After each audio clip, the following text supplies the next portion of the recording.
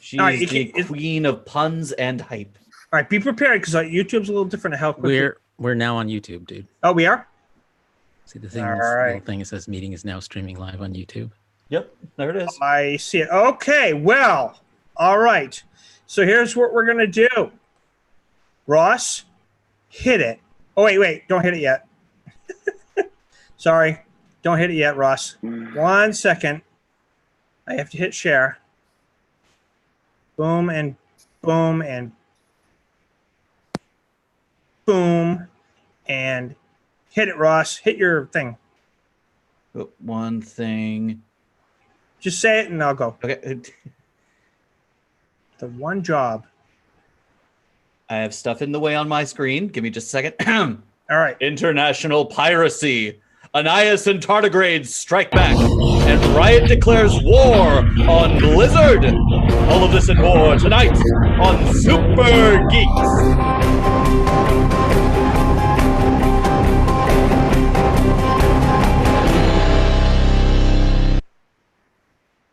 Amazing. Hello, everyone. Thank you for joining us. Hopefully, if you're all with us live on this Super Geek Show. That's our new name, the Super Geek Show. But we are live, and hopefully everyone's with us. I don't know who's with us, but I will say this. We have a good show for you today. And I'm going to be quick introductions because we've got Carlos, the man. You're just the man. How you doing, Carlos? Last time I checked. Yes, I'm doing great. I'm ready for action. All right. And we also have Son. How are you, Son?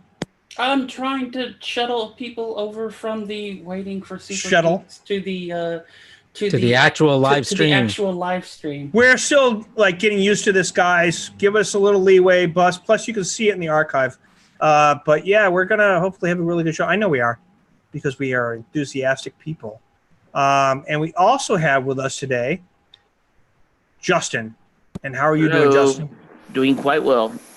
Justin, you got something that happened to you today real quick that made you sort of like a certain Star Trek character, didn't you? Yes, I finally got my chair. So, yeah, I've been kind of waiting on this one for months. So now everybody's telling me I need to be Willie Pike for Halloween. There you go. Not everybody. I told them. I'll admit it. And Justin admitted George is obsessed with Wheelie Pike. I'm not obsessed. You are totally obsessed with Wheelie Pike. Maybe a little. Beeps. Maybe. He's obsessed. Yeah, and Justin has the beeps. He just doesn't have them prepared at this moment. But next week, oh man, you guys wait. You guys wait all day. So, I see us now on the live thing. So we got a really, really good show, I think. And Ross, by the way, how are you doing? I'm well, thank you. I'm sober and uncaffeinated, so we'll see how this goes tonight. Oh, wait, is that unusual? The sober part, no. The uncaffeinated, yes. All right, I'll let it go this time. Okay, and we got some interesting stuff to talk about today. Carlos, what's our first topic? Our first topic, hot off the presses this week, was the surprising news that Anas Abdeen, the independent video game creator of the game Tardigrades, who had taken CBS and Netflix to court, claiming that they had stolen the idea for Star Trek Discovery from his game, which has never been released. Ooh. And that was smacked down by a federal district judge, Lorene Schofield. Sorry, I almost blanked on her name. Excuse me. She struck that down back near the end of September. And at the time, Anas said that he respected her decision and it looked like it was all over. Right. Little did we know that behind the scenes, our friends from, what they like to call themselves, the fandom menace, or as we like to think of them, the Dark Circle. Dark Circle. Hashtag or I sometimes Dark refer to them as YouTube conspiracists. That works they too. See that's conspiracies. Very broad, though. Yeah. Well, and so are their conspiracies. Trust me. Yep. So are all the other conspiracy nuts on YouTube. There's a lot of them. Oh yeah. One of them, Nerdrotic, had been whispering in his ear for weeks about going for an appeal. It's interesting because I've watched some of Nerdrotic's earlier videos about this in which he talks about, justice for Anas and so forth. And he admits off the top of, right off the bat, he says, I'm no lawyer. Because if he knew anything about copyright law, he would see that Anas Abdin does not have a case. That's why it was dismissed from the district court. But he is able to command a lot of people to offer a lot of money via a GoFundMe, which he established this week, or actually about a week ago today. And in the course of a weekend, they raised about $17,000 out of a $20,000 goal. Itself too low, even by their own accounting. $20,000 isn't all they're going to need, but that's what they set as the goal for their GoFundMe, and they raised a lot of it. They did a weekend telethon with the folks from Midnight's Edge, Mecha Random and Nerdrotics and Midnight's Edge all were tweeting about it, and they did a very nice job of raising almost $20,000 to go for his.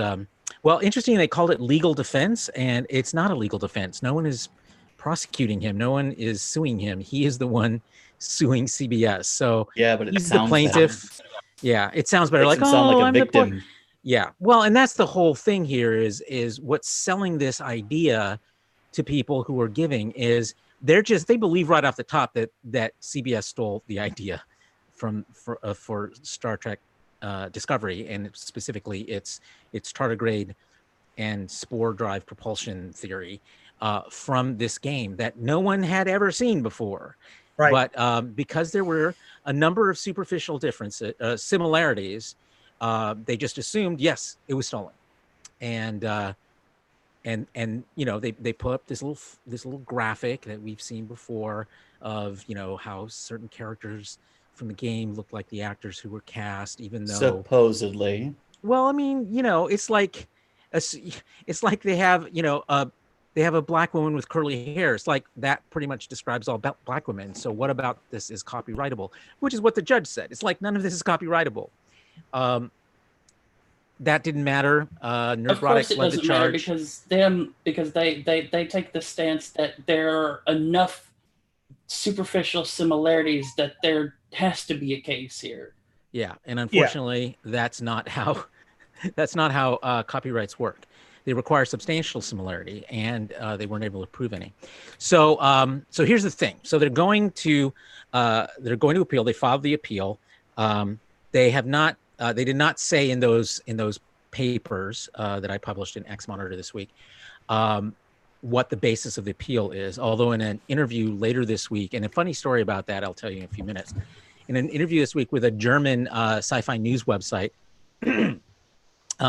Anas said that the legal basis for going after, for appealing, was that the judge erred in claiming that so much of the similarities were, it's a French term called scénaphère.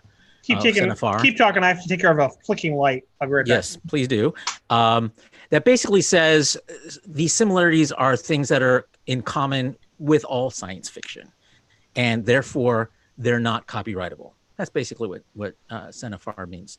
And he believes that is incorrect. That was an incorrect call. Nerdrotics also makes the claim that she was just being lazy. She was tired. And so, because clearly she was being paid off by CBS, she just, dismissed it. That's not how federal courts work. That's not how federal judges work. She published a very detailed order dismissing this case that explained precisely point by point why she did it. It was not laziness. It was not just this was a know-nothing case, so she was moving along.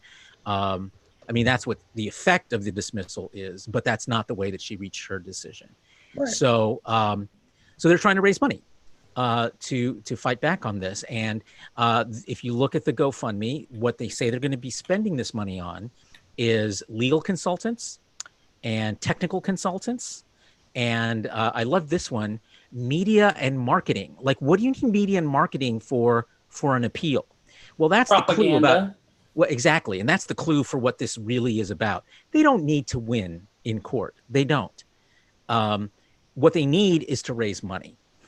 And as long as they can portray Anas Abdin as a victim of, the corporate behemoth, evil corporate behemoth, people will keep giving him money, even though he has no case. But it doesn't matter. If they can stretch this out, appeals can stretch out quite a long time.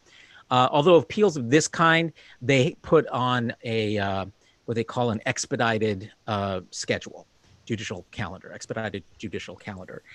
All that means is they try to fast track it because. But there is good. No, go ahead. Ask your question. Well, I was going to say the reason I wanted to even revisit this topic is because of what happened with our friend this week, which is which I will get to now. All right. Yeah, I'm just making sure. I'll get. All I'll right. get. All to right. that I'll now. let you carry on then. So our friend Ketwolski, who originally, and this is how I even found out about Ketwolski months and months ago. Right. He did a video in support of Anas Abdeen. He saw the similarities. He thought they looked really suspicious. And he basically said, if this happened, go for it. You deserve, your day in court. You deserve justice. And now he decided, once Nerdrotics decided that he was going to lead this charge to raise all this money for Anas Abdeen, he started looking into the actual claims behind the Anas Abdeen's case, and discovered that they were completely off. I mean, for example, Anas Abdeen says Star Trek stole the transporting tardigrade from me. Right. And because he posted a video of the blue tardigrade animation on his YouTube channel in, I think it was June of 2017. Yep. And in July of 2017 is when we saw the first trailer, or an early trailer for Star Trek Discovery, which included a blue tardigrade. Not blue, because theirs is actually kind of brownish greenish, but it's bathed in a blue light in some scenes. And so everyone assumes that it's a blue tardigrade. It's not. Like when they go to Red Alert on the bridge of the Enterprise, it doesn't mean that their skin has turned red. Same deal. So, anyway, so he, researched and found that there is no possible way that they could have seen that Star Trek could have seen his blue tardigrade in June, and by July or August or September is when it actually debuted, and in that short period of time, create all of the CGI and the scripts and everything that would support it. It just wasn't possible according to the timeline that Anas Abdeen himself proposed, and the judge saw this as well. She said so as well. That just the order in which this happened does not support his conclusions. Right. So Ketwolski published this and other observations that just didn't hold up under scrutiny, and he got a lot of flack from it. He got a lot of flack from Nerdrotic, from Mecharandom, from Midnight's Edge, and from a lot of people who support those folks and who support Anas Abdeen, and who started all of a sudden he kept painting himself as the poor victim, and his, with his sick parents, and his father, unfortunately died just before the judge dismissed the case. And so, he had, he was able to present himself in a very sympathetic light. And so a lot of people at the beginning he posted were willing all to about give his him, growing up in Iraq and during the war and all that stuff. Right. He himself is Egyptian, and he lives in, not Iraq. He lives in not Saudi, Kuwait. Yes, that's it. Thank you. That's what it was. But sorry, I lost my train of thought. Sorry about that. Sorry, I don't remember what I was saying. When did you say that the first images of Anais' tardigrade showed up? Well, the very first images of the show, of his game, started in 2014. So they go back a while. But the tardigrade, the video that shows the tardigrade teleporting with a human, didn't show up until, I believe it was June 2017. It was just a few. That's interesting to me. In Ketwolski's video, he actually highlighted a couple moments where it appears that Anais either used homage or a direct ripoff of several other different properties, including Dune, Dexter, and a couple others. And I happen to notice that Anais' tardigrade has a striking similarity to something. I'll post it in our chat, and you can share it with the YouTube and whatever else you got, called Captain Tardigrade. Oh yeah, Defenders Captain of the Tardigrade. Multiverse. Yeah, that's actually one of the things that the judge found as well. She cites it in her decision that there's a number of other pieces of literature, movies, web series, all with tardigrades, some of whom are human sized and some of whom can teleport. And the head of Anais' blue tardigrade looks almost exactly like the head of Captain Tardigrade. That's one thing I noticed pretty early on. But and that's the head Captain of a Tardigrade's tardigrade, first appearance though. was in 2015, in May of 2015. Well, Anais is also known for lifting other items from other games, anyways, from other projects. To be fair, some of that is homage, like his intro sequence, which looks like a direct ripoff of the Dune movie. Well, it isn't, and a couple others. It is. I'm going to share it. While you guys keep talking, I'm going to share this. But this one image in particular struck me as a direct lift. So, yeah, I mean, definitely if he pushes it. Oh, wait, sorry. You know, yes, I'm not turning down the volume. Need the sound. You want the sound? No sound. All right, no sound. Image. Yeah, we don't need the copyright. Yep. Yeah. See. Yeah. That face. Oh Lord. The Tard Cruiser. Well, I mean, that's pretty much good enough, right? We don't need any more of that. Yeah, that's close enough to see that. Yeah, there's. I mean, except I could for keep not playing being it, blue. but I think that's enough. Right? But you know, a tardigrade is a tardigrade is a tardigrade. That's kind of the whole point of this. Is nobody owns tardigrades, right? And you know, that's quality shit posted. Also known as water babies, as Carlos you once water bears. Yeah, water bears. Sorry. Yeah, not a fucking water bear. So the thing is that, the other thing that Ketwolski pointed out was several instances of Anas Abdeen in his games and other things copying other intellectual property. Abdeen responded by saying it was just an homage, which, okay, fine. But the thing is that, you know, he started this whole, Twitter campaign in which he urged people under the hashtag independent creators to join with him in standing up for the rights of creators against those who would steal their work. Yeah. It's like, when you take that big a stand on stealing people's work, you can't have done it yourself, even if it's in an homage, because homage after homage after homage after homage after homage. Great. Each one may be an homage, but you put them all together and you do not paint a picture of a guy who respects other people's work. You can't take a stand while amputating your own leg. Very well put, Sensei. So that's where we find ourselves right now. Is they're raising money and painting Anas Abdeen as a huge victim, and it's going to court. We'll find out when their hearing will be and whether or not that will be oral arguments. If there are, I would love to go, and I might. But because, whatever judge, it's seen by a 3-judge panel. So you'll have not one judge this time, but 3 judges, all of whom are very cynical people. This is their job, to ask questions and try to poke holes into cases and stuff. These lawyers of Anas Abdeen's, who can't even file things correctly, like almost everything they file is turned back by the court saying deficient filing, fix this, deficient filing, fix this. The whole case didn't even get started for weeks and weeks because he couldn't even file a summons, which is how, they serve papers, the not subpoenas, but serve papers to the legal complaint to the person you're suing. They couldn't even get that right. So I would love to see how that plays out in court, because I don't think they're really the best lawyers he could have found to press this case for him. So that's what'll happen next. Before that, we'll see a formal appeal brief which explains why they're appealing, and then CBS will get a chance to file a response to that, and then that will go to the judges. And because this was dismissed, most appeals actually review the judge's decision and look for if there was any error in the judge's decision. specifically. This one is being tried de novo, which means as if it were new, as if it had never been seen by another judge before them.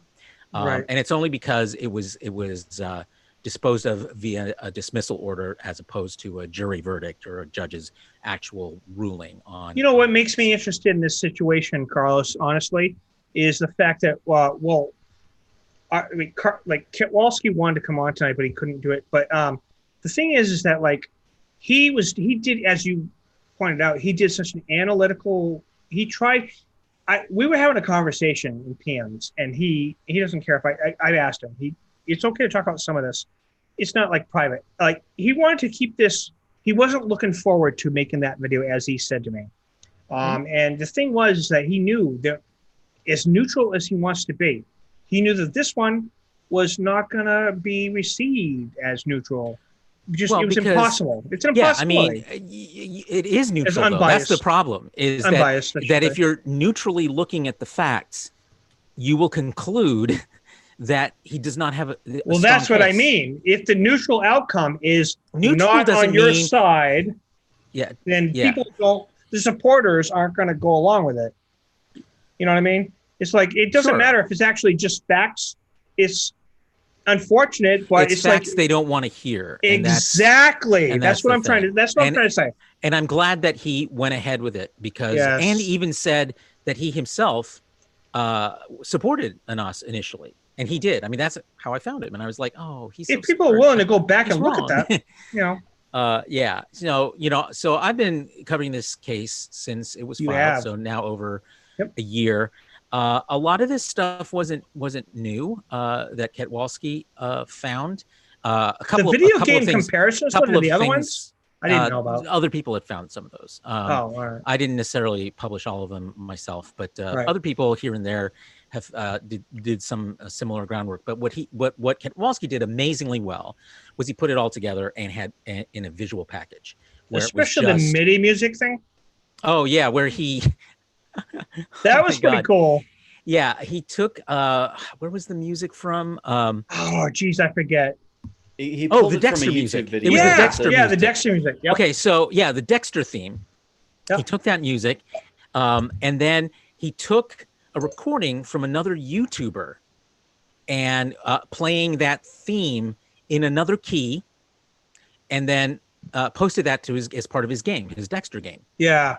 And then tried to claim that because it was in another key, it had transformed it, and so it was not the same song, which is, bullshit from a legal standpoint. Ask Vanilla Ice how well that kind of defense works. Yeah, no, changing the key doesn't stand up in court, folks. Sorry.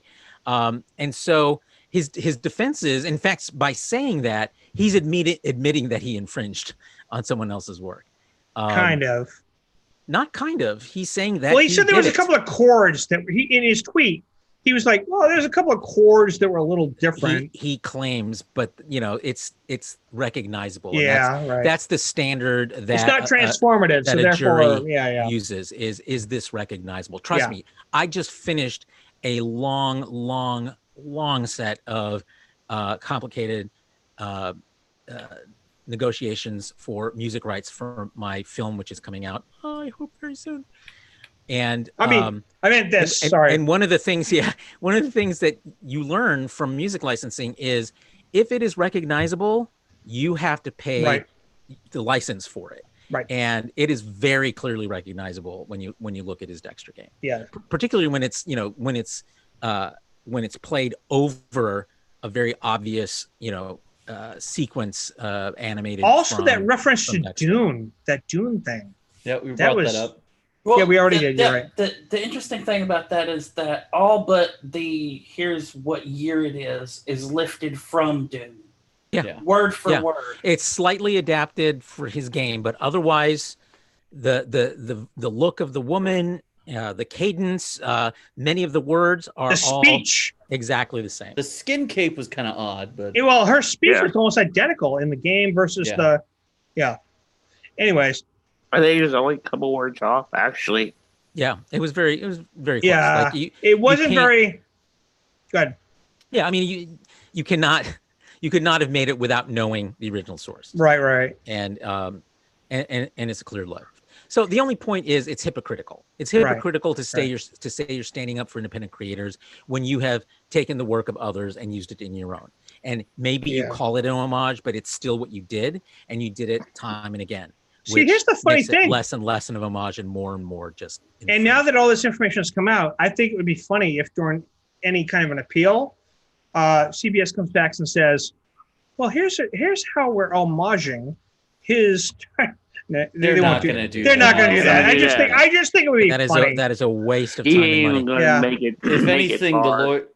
Go ahead. And in fact, that I predict that's one of the arguments you're going to see in CBS's response to the appeal brief. So you believe that they're going to say, look, this is a waste of time.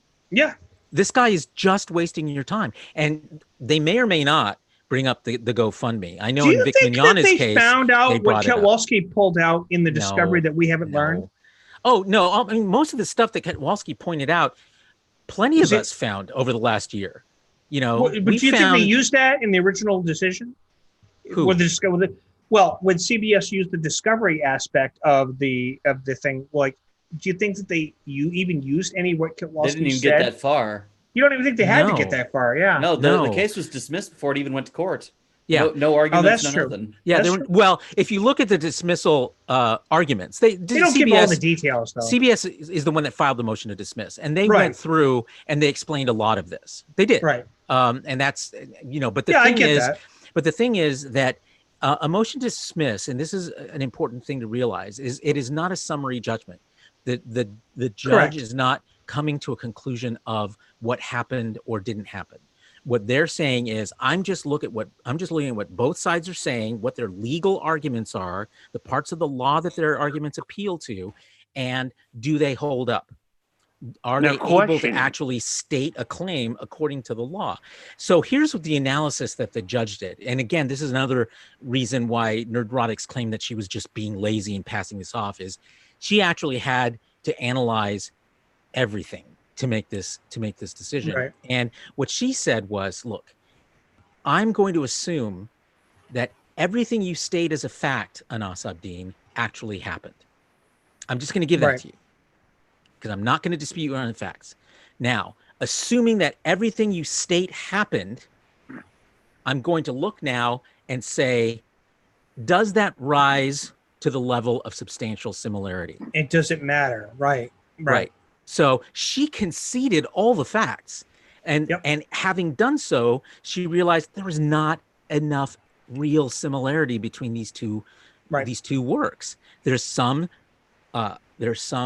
superficial similarities, but when you look at the reality of how TV shows are produced and the timeline it takes to produce, it just couldn't have happened the way that he claims that it does. And she says that in her decision. So he's been working on this. He's been working on this video game since 2014 by himself since 2014. Correct. It took the people behind CBS, and that's an entire fucking team of producers and writers and actors and all that kind of shit. 2 years to make the first season of Discovery a thing. Right. It was announced in 2015, and it. That's right. We don't know. Yeah. Mr. Anas, you have nothing to go on here. Just look at the tweets between Ketwolski and Anas. Here's the reason why I wanted to bring this up today. By the way, son, thank you for reminding me. It wasn't just the fact that Ketwolski reported on this.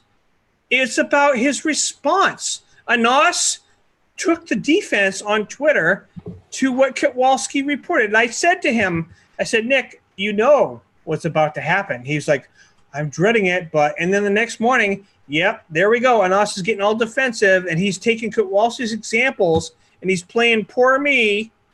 And that's exactly what ended up. That's the whole reason I wanted to bring this up today, is because of that. So yeah, it's the change. It's unfortunate, And what's interesting to see the progression, which is first, the announcement of the appeal, the appeal for sympathy, the appeal for independent creators, the appeal that, my parents are, one's dead and one's sick. All of that happened really fast, and people were responded to that and gave a lot of money. Then actual facts started coming out, we reported on it. Ketwolski did his video on it. Yep. Other people have made all kind. I mean, there's so much more even than we've talked about just tonight that casts huge doubts onto his legal claims. Like the GoFundMe itself. Yeah. The GoFundMe itself. It's a very cynical. It's a very cynical. It's sketchy. It's sketchy. Thing. Yeah. Well, I mean, there's a lot of red flags. For example, they say they want $20,000, but when you look at their own figures, they're spending $20,000 just on the legal consultants. Oh, you just reminded me. Hold on, you just reminded me, Carlos. Wait, son. Hold on. Started. Son, you're the one that brought this up, so I'm going to ask real quick before I forget. Okay. Carl, you asked. So, Carlos, there was a part in that thing where he said you had to raise $5,000 by Monday at the time. By Monday. Never explained why. Why. What happened after that? Did they update that? I don't know. Well, they raised $17,000 in one weekend. So did they really? Yeah, they raised it quick. I got a question. Can CBS go after us for doing all this slander against? It's not really slander. Is it not? He hasn't really slandered going after him, really. because he's filed a legal case. You're able to say a lot of things because it's filed in court. He hasn't really. He's let other people do the talking for him, which is what Son was pointing out. Yes, that's the thing. All he's let other people take the burden. Disprove him and then move on. He's not worth anything else. Well, that's the thing. That's the thing. People like Neurotic have taken on some of the shoulder burden of talking shit on Nas's behalf, which Son is kind of what you were leading into with the whole thing, right? Well, and what I've said is that the real loser here is Nas himself. Yeah. Because this money that's coming in, it's going to pay lawyers. It's going to pay. They're looking for technical expertise, and the reason why is because one of the reasons they weren't able to state a claim before the motion to dismiss is they weren't able to find any computer trail to show that someone from CBS had found his game on Steam Greenlight, where it was featured. And the only person's name they were able to bring up, I pretty much found reported that it just didn't have. She didn't even join Steam until after, so it and didn't even join the discovery writing team until after those scripts had already been written. So it couldn't have been her. So they're claiming that if we only had more technical experts, we could find this trail. Right. Here's the only problem with that is when you appeal, you are not allowed to enter any new evidence. You are not allowed to submit any new testimony. All the evidence, all the pleadings, all of that has already, in other words, these three judges are only going to see the same set of evidence that Judge Schofield did. That's it. You have to start a whole new claim. Whole thing. Well, no, that's not even going to happen. That's a whole other thing, George. Right. The point is that they're going to go after this stuff to find evidence, not that they can use in court. They are going to use it in the court of public opinion. They're going to try to sell it to people as we're going to find the truth and you're going to help us pay for it, even though that will have zero effect on his appeal because he's not going to be able to submit any of that. So, guys, I want to move on a little bit, but any last thoughts on this case before I move on to the next subject? Yes. His game isn't even on Steam. It's on Steam Greenlight. It's not a game yet. It hasn't been. It's on Greenlight. Okay. Son, you said you had something you want to say. What was it? I still so I watched Nick Recada's live stream a couple of days ago where he the lawyer guy.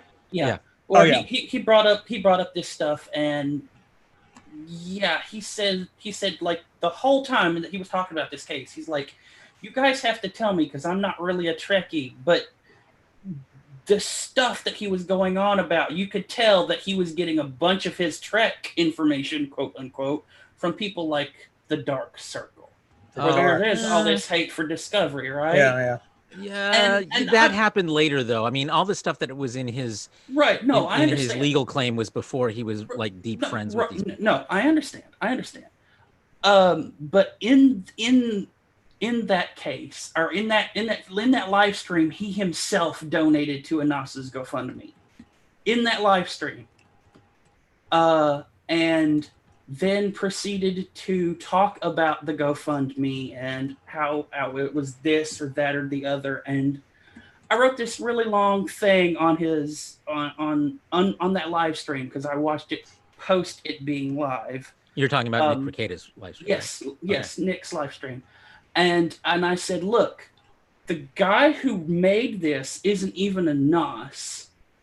And when you created yours for Vic, you said who you were, what you were going to do with the money, so you didn't touch any of it, right? Why you were doing it, and then who Vic was and why you felt that Vic deserved this. There is none of this shit for the GoFundMe for a NOS. That's right. No, There's that's no accountability in it except, at all. Carlos, you did point out to Son that at least his real name is pointed out at the top of Gary Buechler. Right. But not for the reason. He didn't break down the reasons. Where the money's going to go, basically. Yeah, who's going to control it? Is it going to go directly to his lawyers? We don't know any of this. We don't know why he needed it by Monday. We don't know why he needed the thing by Monday. We don't know how much, why they need a media person. We don't know anything about, and even the total is wrong. So there's just so much wrong with this case. Not to mention that he waited a full year after the debut of Star Trek Discovery to even register his copyright. Okay, now copyright is automatic once you create something and affix it to something tangible, like a computer screen or paper or whatever. But in order to do two things, sue someone for copyright infringement and get statutory damages for copyright infringement, which is where the largest amounts of damages happen typically in copyright cases. If you don't have it registered, you can't do those things. You can't even bring it to trial. You can't even file. So he did register it. So he was able to make a legal claim, but because he registered it after the infringement occurred so long before he actually registered the copyright, he's not entitled to statutory damages from that. So there's very little that he could actually seek in damages, because he could only seek what are called actual damages. Well, there are no actual damages because he's never released the game. The game isn't finished. There's no product to hurt. So you're not going to get a lot of actual damages. And this is the part that hurts his lawyers, is you also cannot get attorney's fees. Right? No. So the lawyers who filed this, probably hoping to get a quick settlement because it would just be a nuisance suit for CBS. And so they took it on contingency, which means they absorbed all the costs themselves in the hopes that there would be a settlement or damages, and they would be entitled to a third of it, and that would pay them for their costs and their time. Well, they're not entitled to those kinds of damages. Sorry, guys. But this is why the GoFundMe is so brilliant, because that money can now go to pay his lawyers, because they're not going to do it on contingency anymore. Of course they're not so dumb that they know that if they press this for free, essentially, paying their own way, that it'll go anywhere. It's a complete money loser. But as long as people are willing to hand over tens of thousands of dollars every few days, then sure, why not? We'll be able to make up some of the money that we lost, when it was first heard by the district judge. All right, I want to break off a little because Susanna asked. She wanted to know, hey, where's Sean? Where's Joe? Well, first of all, Joe, We're wondering the same thing, Susanna. We're wondering, Susanna. China's censoring him. Joe is missing. I think Joe, he was worried about it last week. I think China might have had some people kidnap him. We're not sure. We lost contact with Joe's plane over Tibet. But when it comes to Sean, that was going to segue into our next subject. So you timed that question perfectly. So we're going to talk a little bit about Sean, but we're not going to disparage certain people. We're just going to talk about the facts. All right. This is factual reporting. Somebody make a noise. I'll do it. So the facts have a well-known bias towards disparagement. Yeah, I know. But so go ahead. There was a subject that got released today in a lot of circles about a certain deposition that a certain person named Alec Peters from Axonar was shown, and it didn't look. Oh God, he butchered that. So, you know what? Carlos, before I word it wrong, just take the lead again on this one too. Okay. In order to properly represent what I'm trying to say. Okay. So Alec Peters, who heads up Axonar, is right in the middle right now of raising money for to pay for creating Axanar, which he's allowed to do 2 15-minute episodes under the CBS copyright settlement agreement.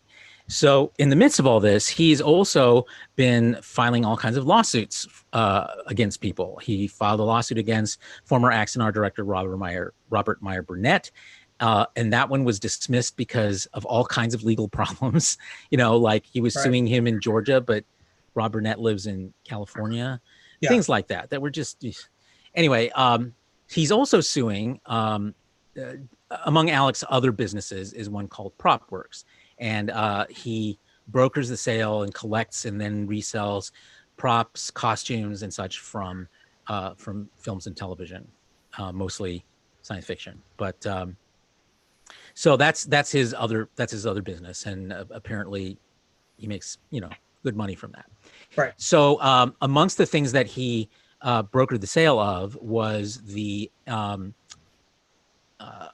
original series Enterprise model that was recreated for the Deep Space Nine episode, which was about the Tribbles, where they go back Trial and and Tribulations. Trials and Tribulations, and so they rebuilt this physical model of it.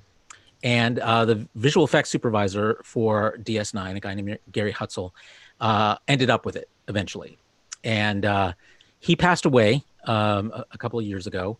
And so it's owned by his wife. And his wife, having lost, her husband and the income that he used to bring in, wanted to sell a bunch of the stuff like this that he had in his possession. So she went to, someone referred her to Alec Peters. And she said, I want to give this to you on consignment for you to get it sold for me. And the agreement was that whatever that final sales price was, she would receive 80% of that, and Alec would get 20% of that. Fine. So a buyer emerged for it, and her name is Tiana Armstrong. She runs a prop company herself based in Las Vegas called Hero Prop. Right. And she paid $235,000 for that model. Like, paid it all. I've published on Axe Monitor, copies of the canceled checks, the invoices, everything that just shows it was $235,000. Everyone agreed to it. She paid Alec in full. And then she turned around and sold it to, someone else who wanted it. And I don't know how much she sold it for. But the point is that Alec Peters had in his pocket. I think it was 200. Yeah, go ahead. Sorry. No, I think it was 235. Anyway, it was a banana cream pies. Yeah. And the problem is he never gave her the 80% that she was due. Right. He eventually paid her $100,000 of what she was due. Also sold on consignment one of the orbs of the prophets that Gary Hutzel also had. Sold that for I think $8,000 or $9,000, and she never saw her 80% of that either. So altogether, he owes her $94,000. So this isn't new. I reported this months ago. He threatened to sue me over it. Never did, of course, because of I had all the documents proving it. Anyway, so Isn't it weird how things look when you have facts? Yeah, they tend to. Yeah. So the news this week, because as I said, this is old news. We reported this months ago. What happened this week was that someone brought this to the attention of J.G. Hertzler, the actor, Star Trek actor, who played General Martok and other roles in Star Trek over the years. He also plays a role in Axanar. He was in Prelude to Axanar and is going to be in the Axanar short films. And the first shoot of which was at the beginning of this month. So someone on his Facebook page said, do you know you're doing business with this guy who cheated this widow out of $94,000 and won't pay her? And it's been 2 years since he had that money in his pocket. And he was like, well, Alec Peters has only ever treated me fine and great. So I don't know about any of this, but you show me proof and blah, blah, blah. So Alec Peters, someone notified him and he appeared on the discussion thread and basically said that it was Tiana Armstrong from Hero Prop who had cheated the widow and that he was suing Tiana, and that he was willing to settle the case against Tiana Armstrong if she paid the $94,000 to Gary Hutzel's widow, Kathy. Weasel police. So what he's actually trying to do is get this person in an unrelated case, because what he's suing her for has nothing to do with Kathy Hutzel. He's trying to instead have Tiana, by settling, pay off his debt to Kathy Hutzel, the almost $100,000 that he owes her. And that way, he won't sue her because he wouldn't win that anyway, in my opinion, but won't sue Tiana or will withdraw that suit. And then he's able to erase his debt to Kathy Hutzel. He's basically trying to make Hero Prop pay the woman twice over. Yeah, exactly. And so he's suing her in court over this other enterprise model that she brokered the sale for, etc. It was like 100,000 or something like that. No, it was way more than that. Was it more? Yeah. Oh, you're right. I think it was like 250,000. It was like 250. And then she was supposed to get 100,000. He claimed he gave her 100 something thousand. No. It's not even that. It's a totally unrelated case. So we can come back around to it. But in it, he basically basically claims that he brokered the sale and that it wouldn't have happened if it weren't for him. Okay, and that so people went around his. About which one? So no. I mean, what's the new thing that's come out of all of this? Oh, right. Crap? Yeah, I was getting that. So on J.G. Hertzler's Facebook page, Alec appears on that page and basically says that Tiana Armstrong defrauded him and by extension defrauded Kathy Hutzel, and that she needed to pay Kathy Hutzel. Okay. And he said, I'm suing her in Nevada court over this. And of course, that's not true. And in fact, even he knows it's not true because he went back and we have the edit trail on his posts that show exactly what he changed so that it wasn't quite as bad about what he said about Tiana Armstrong, but still was trying to make the case that she needed to pay Kathy Hutzel, even though she had, so Tiana, as you can imagine, was a little upset about that, being called fraudulent and about owing this poor widow money that she did not in fact owe her, that Alec Peters owed her. So as I mentioned, she and Alec are in the middle of a lawsuit right now themselves in Nevada, and he was deposed for that just a few weeks ago. And she's like, you're telling out and out lies about who owes Kathy Hutzel what. I don't owe her anything. You owe her. And guess what? You admitted it in your deposition. So she released video of the deposition in which he admits that, number one, he did owe her that money. And number two, he had not paid her. And number three, he did not know when he was going to pay her, but just as soon as possible. Well, it's been 2 years. It's been 2 years. Yeah. What happened to the money? He had the money. It's been 2 years and how many fundraising? In the deposition, he said, where's the money? He's basically said, I'm just going by what I saw earlier. He basically said, well, actually the prosecutor or whoever said, so where's the money? Do you just not have it? And he said, I just don't have it. Yeah, I just don't have it. But he said he had a spreadsheet. He didn't ask him where the money was. What he said was he did. He's something about a spreadsheet, right? That's a different thing. The actual question that he asked Alec wasn't why didn't what happened to the money. Right. He asked him, do you have the money to pay her? Right. And he's like, no, I don't. And so then he said, when will you pay her? What promises have you given to her? And he said, I told her as soon as possible, and that he'd given her a spreadsheet that outlines all the money that he still owes her, which, we have that on Axe Monitor. Well, he kept going back to Gerald. Yeah, he's trying to deflect blame on this onto Jared Hunt, who was a former partner of his at PropWorks, and and claiming that it's something only, like he asked him, where's the consignment agreement? Where's the agreement that says? And he made an assumption. Yeah, he just says, well, I don't know. Jared handled that. Yeah. And it's like, you knew you were going to be questioned about this in court, and you didn't think to go, because Jared's gone. Jared left PropWorks, not happy with Alec Peters. And so Alec Peters should still have this paperwork. So why didn't he bring it to his deposition with him? Why didn't he turn it over in discovery? You know, It was a these are little convenient- strange.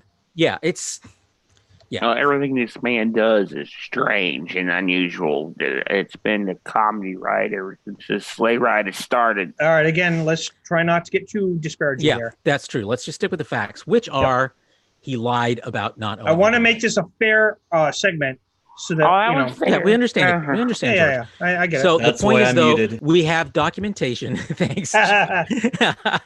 Thanks, Ross. We have documentation, both paper documents and now Alec Peters' own words on videotape saying, I owe her this money and I have not paid her this money. And I do not know exactly when I will pay her this money. No, nothing. When he's actually sworn to tell the truth, he does not say anything about Tiana Armstrong owing Ken Hansel any money. So another lie. And so that's what was news. So I'd heard about this. I saw the video for this a little while ago. But Sean O'Halloran, our own Sean O'Halloran, he of the couldn't make it tonight because his family comes first. Yes. He posted the video, and also Tiana posted it on her own YouTube channel. I'll be posting it this weekend on Axe Monitor as well.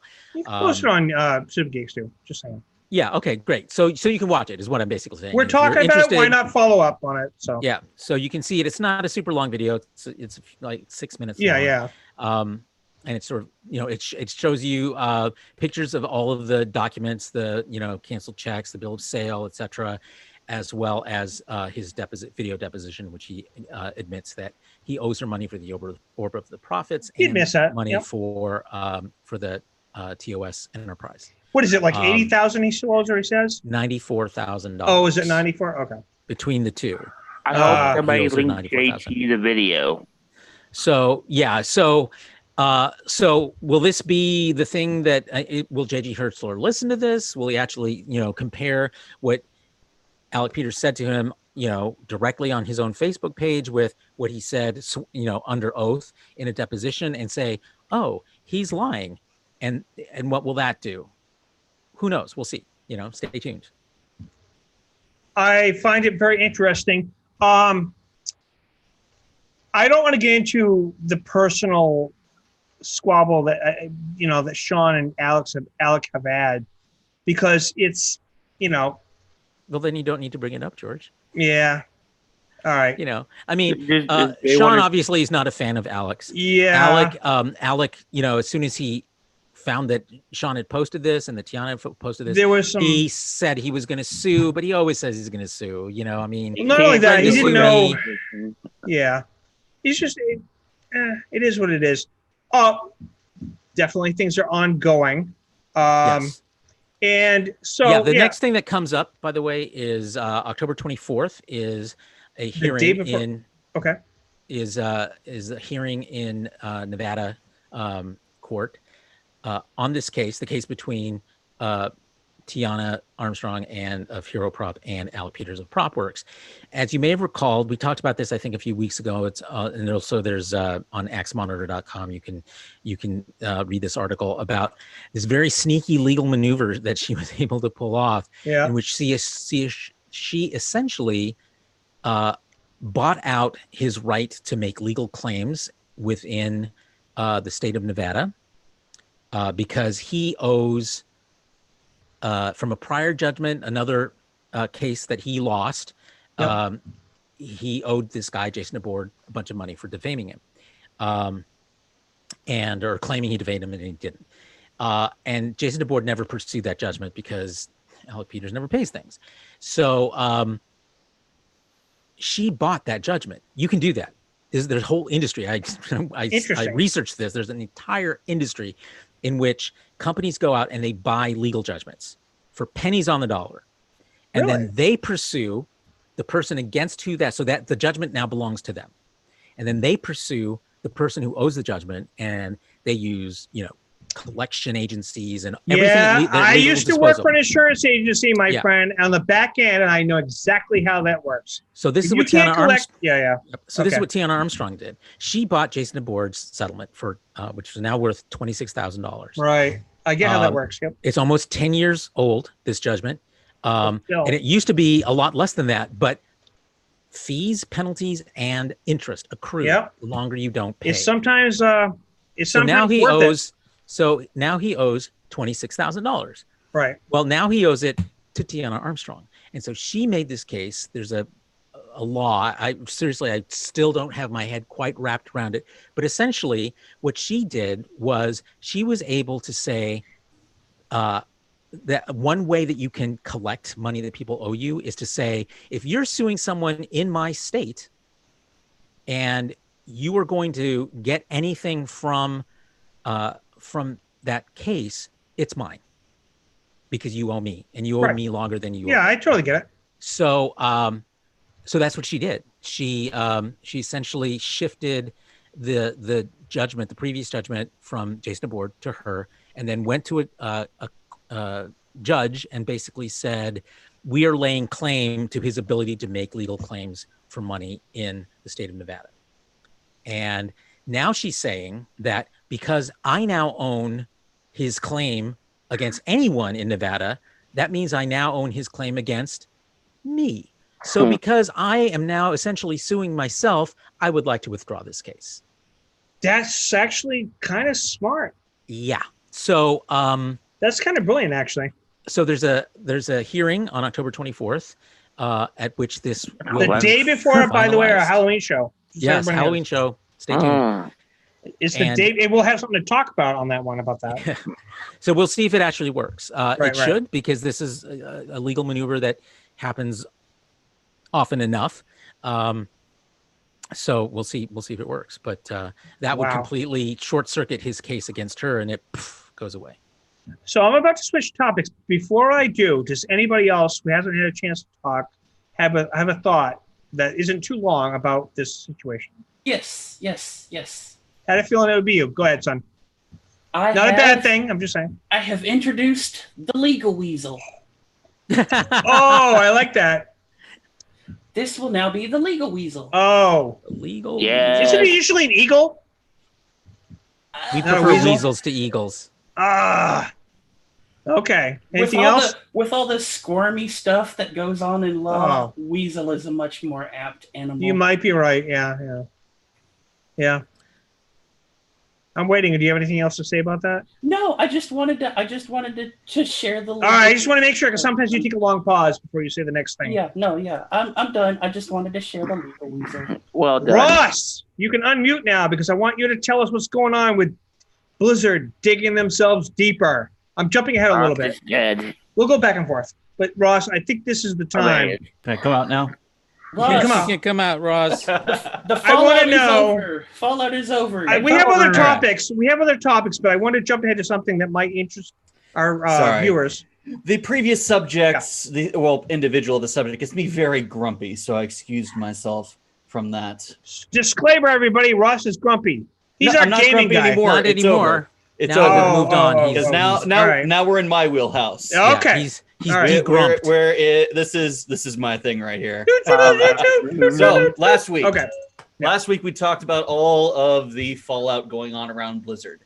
Right. The penalties levied against Blizzchung, the retraction of much of those penalties, but the implications that it has with free speech and personal liberty with people affiliated with businesses who have a stake in China. Well, in a new twist to that story, the college team that had made a protest in support of Blitzchung, who then withdrew when nothing happened to them, have actually now been suspended for 6 months. So Blizzard is taking a step towards some form of consistency. And, well, it's up to you how you see it. Some people see it as kind of a hollow gesture. Some others see it as kind of a step in the right direction. It's pretty mixed. I know, Son, you have strong opinions. Go ahead. Okay, so going back to the statement that was released, quote unquote, by the president and CEO of Blizzard the other last week, he said that they were quick to react. That's not entirely true with Blitzchung. Blitzchung made his statement on Saturday, the decision that came from Blizzard to suspend him for a year and take his prize money was made on Tuesday. They had a full almost 48 hours to consider what they were going to do to him, and then reacted, and then posted their decision. This decision came almost in the middle of the night for Blizzard as a company here in the United States, 8 days after the protest by the college contestants, essentially. 8 days later. This also comes after they canceled their Switch launch for Overwatch in New York, fearing protests. Most people assume fearing protest, although no reason has ever been stated by Blizzard. Though it wouldn't surprise me if it was. There are already large groups forming similar to the Raid Area 51 Facebook group of people getting together to protest Blizzard at BlizzCon in the first week of November. Oh, so that's coming up. Oh, yeah. So we should keep an eye on that. It's going to be an ongoing topic. It's going to be crazy. I have a feeling that they're probably not going to doubt that. Yeah. And typically, they do Q&A sessions at a lot of their panels. They have people line up and they ask questions to the developers on stage. And especially last BlizzCon, they had a guy. They usually screen the questions before they ask them. And one guy lied to the guys who were screening and then asked the devs for Diablo Immortal if this whole big presentation that they just delivered, which was most certainly a real presentation, wasn't some kind of off-season April Fool's joke. Yeah, right. And that especially after the "Do you guys not have phones?" Oh, boy. Which has itself become part of the Hong Kong protests, with him and a Chinese background behind him going, "Do you guys not have social credit?" That and the BlizzCon before, where I think it was Brack when he was still at the head of World of Warcraft, when he said, "You guys think you want classic, but you don't." and we've already seen what happened there. Yeah. And so just as quickly it fell off when Blizzard put both feet in its mouth. Oh yeah. And to top all that off, something that I found just as the show was starting today, apparently the Senate and the House have written a letter to Blizzard, a bipartisan letter signed by, Senators Ron Wyden, Alexandria Ocasio-Cortez, AOC, signed it Mike Gallagher, Tom Milanowski, and I think Ted Cruz is on there too. Have sent a letter to Blizzard asking them to completely rescind their punishment entirely from Blitzchung. They're now getting direct pressure from lawmakers in the United States. And what happened with the Overwatch party? Basically it was Hold on, one at a time. Son, I guess. Okay. Ross. So basically, what happened is Overwatch was coming to the Nintendo Switch. Mm-hmm. Right. So the Nintendo store in New York City had partnered with Blizzard to have a launch party at this store. Right. To show it off and showcase it with people who came in to big media event. Yes, it was basically supposed to be a huge media event. Well, with all of this PR going on, the only statement that we ever got was from Nintendo I believe it was just the day before the event was supposed to take place, saying, Blizzard has canceled the event. We're sorry for any inconveniences it's caused. And this was just Nintendo. Blizzard said nothing about it. Oh, and it gets even better from Nintendo. Because typically, when you buy a game from Nintendo via their online store, that purchase is final. No refunds, no nothing. But when people started calling in to ask for a refund for their Overwatch pre-purchases, Nintendo said, "Yeah, we usually don't do this, but this is a special case." People have been asking for refunds and getting them from Nintendo. So that should tell you something. Yes, yeah, they're not very happy with Blizzard either. So and it keeps piling on for Blizzard. You've got the PR fallout. You've actually seen a dip in sales, although not in stock, for Hearthstone, which is the game in question of all of this. Right. And then to add insult to injury on all of this, on earlier this week, League of Legends by Riot Games celebrated its 10th anniversary. For 10 years, Right. it's been the sole game that Riot has produced. Riot, which in 2015 was purchased by Tencent. At this 10-year celebration live stream, Riot announced not one, but 6 brand new games. I heard 9. Will compete directly with both Blizzard and Valve. Is it 6 or 9? Because I heard 9. It's 6 games with a few others that are teased but weren't directly announced. Oh, all right. Okay. So, and these games, so League of Legends itself is absolutely enormous. It has to be if it's been keeping this company afloat on its own for 10 years. And even now, it's still number 4 or 5 on the on Twitch, even with competitors like Overwatch, like PUBG and Fortnite, and WoW Classic now. So, first one is one that people knew were coming as a fighting game. It's trying to get in there with Mortal Kombat. But the games that Riot is using to declare war on Blizzard, the first one is called Project A. It's a tactical first-person shooter that is also hero-based. So this game was clearly designed to compete with both Overwatch and Counter-Strike, 2 of the biggest FPSs out there. Counter-Strike being Valve's big FPS that is still being played today, despite being out for almost 15 years now. So it has a bit of a feel of both to it. And then there is one of the tease games, but not really announced, is a management sim like Football Simulator or Football Manager. They're releasing a card game that is eerily similar to Hearthstone. So with people trying to ditch Hearthstone over what Blizzard is doing, they now have another game to go to. But oh my God, really? Mm-hmm. I mean, I've seen so many people go, fuck Blizzard, I'm gonna go buy all these new Riot games, and I'm like, really? Are you really? Consider who you're buying from. These people are wholly owned by Tencent. Holy, right. 100%. Right. All right. I want to go back a little bit on what we originally had for the list because I want to ask Carlos a question. Sure. What is gatekeeping? Because Freddie Prinze Jr. was accused of gatekeeping based on our last topic. Freddie Prinze was accused of, we all saw last week how he went on his legendary rant, which was a year old, I'll give you that. But a lot of people are using that, and they're going, oh, that's ownership of the franchise, and him saying, I was working for the industry, so fuck you. Like, that was literally his thing.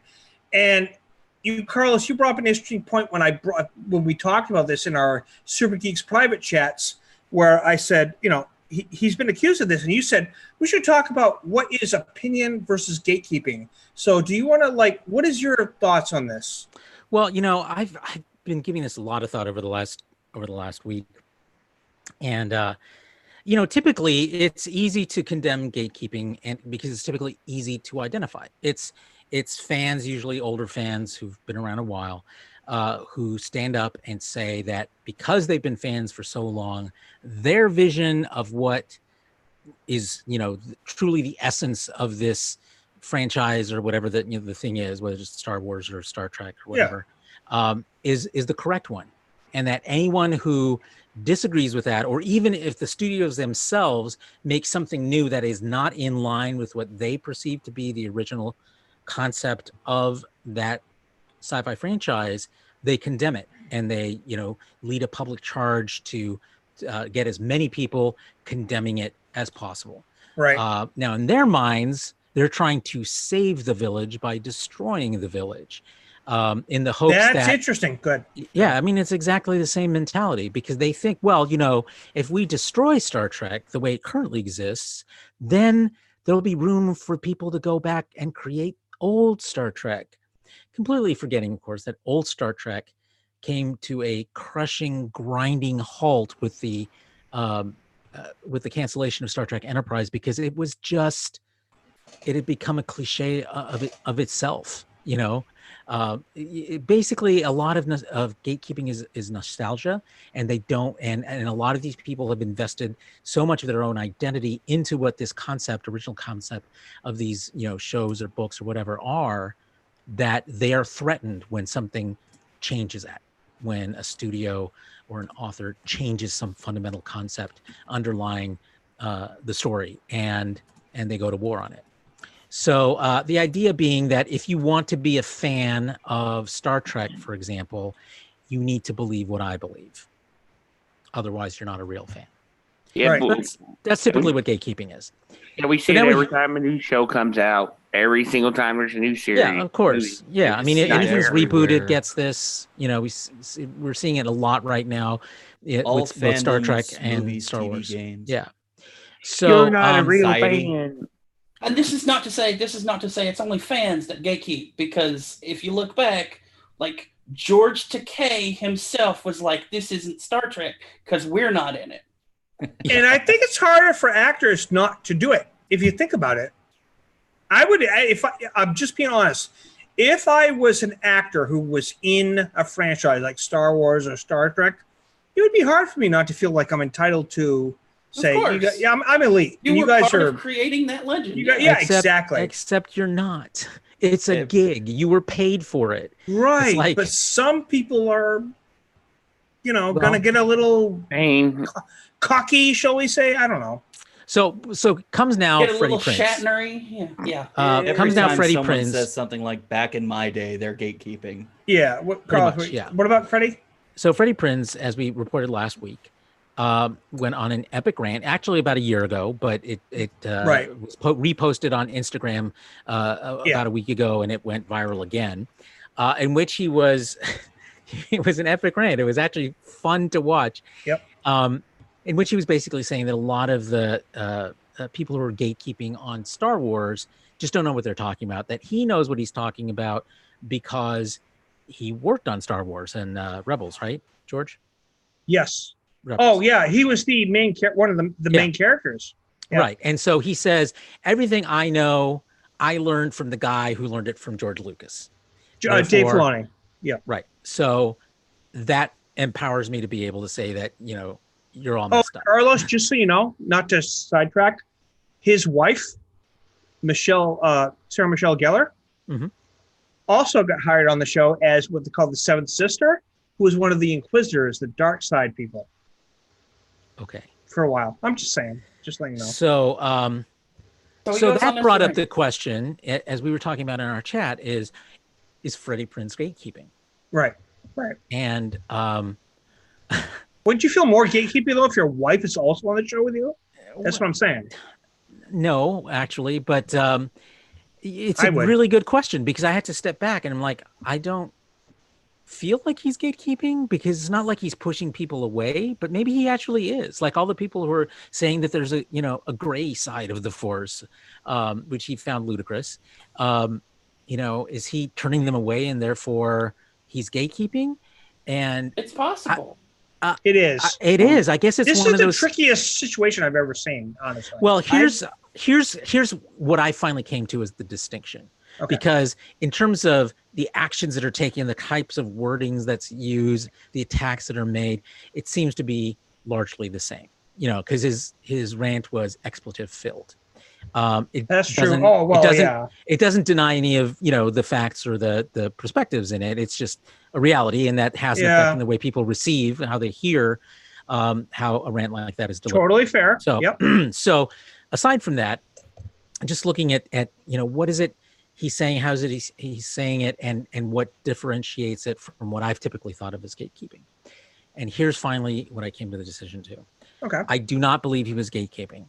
And the reason why is because when I look at people who are gatekeeping, they are usually reacting to something new in a franchise and trying to destroy the franchise because of it, essentially. That is not what Freddie Prinz is Like doing. The Last Jedi. Yeah, like he's saying, look, Star Wars is a reality. It's ongoing. You need to adapt to it. It does not need to adapt to you. You're Ooh. old and you're going to die, essentially.